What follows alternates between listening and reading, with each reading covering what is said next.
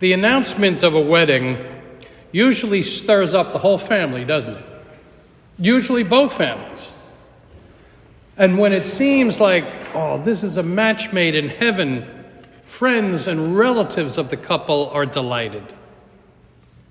But sometimes, though, either or both families may not be so delighted.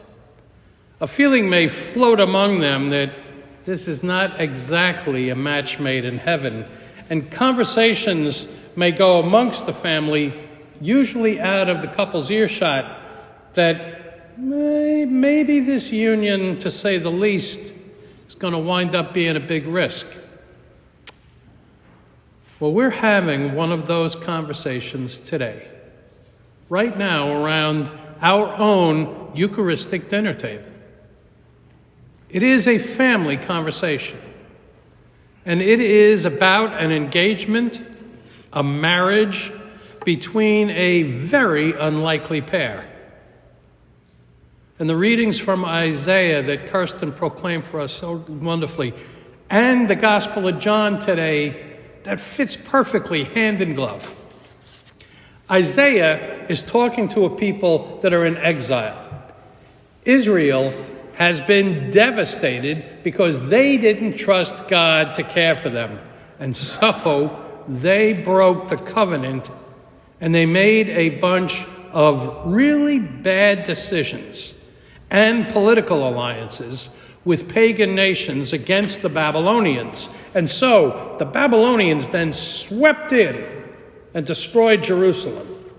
And then they took the leaders and the artists and the craftspeople, and they dragged them into exile, leaving the poorest and the most fragile to leave them behind to tend to the land, and breaking everybody's spirits. And just like our biblical ancestors, today at our table, our baptismal family, our community conversation might go something like this. God could do better than get involved in human affairs. Look where that leads. COVID, which I am so sick of, plus wars and hatred. It feels like God's abandoned us. How could he do this to us? You know what? God should just keep his distance. Maybe he should just be satisfied being the creator. Maybe he could just be our judge and come back at the end to pass judgment on how we did, instead of punishing us on a daily basis. Or maybe we feel that God is thinking, this relationship is never going to last. Those humans are too fickle. They're going to go off and do their own thing again and again and again. I'm going to have my heart broken by these people. Is it worth it? Maybe I should give up on them. But I'm here to tell you that God is blinded by his love for us. And the prophet Isaiah that we heard speaks today on God's behalf. He speaks to us exiles who are broken and dispirited in a world that is full of war and hatred and pandemic. And the prophet remembers those derogatory names that people call those exiles: forsaken and desolate. But just as married couples have pet names for one another, the prophet says that God will have names for Israel. No longer names like forsaken and desolate. God was like an ancient groom, is going to claim a spouse who has been living far away. God doesn't give up on us when we go wandering, when we make foolish choices, when our faith loses its fire. God's passion for us never goes cold, despite our foolish and sinful ways. God keeps coming back to us with limitless forgiveness. God keeps seeking intimacy with us, to save us from ourselves, to fetch us back from whatever exile we've wandered off into. Like Israel, we so mess up things again and again and again, even killing the prophets that God sent to help us. But God can't be shaken off so easily. And how do we know that?